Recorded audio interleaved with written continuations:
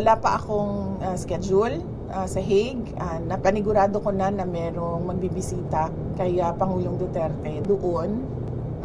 So on that note, sigurado I am comforted by the fact na may nagbibisita sa kanya araw-araw na pinapayagan ng detention unit na magbisita. Pero iniisip ko na bumisita dahil napapansin ko na medyo nag-iiba yung mood niya ngayon.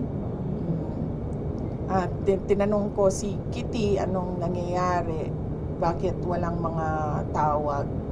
At sinasabi daw ni President Duterte ay ayaw daw yung frustration niya na wala siyang magawa sa mga pangyayari. So medyo frustrated po.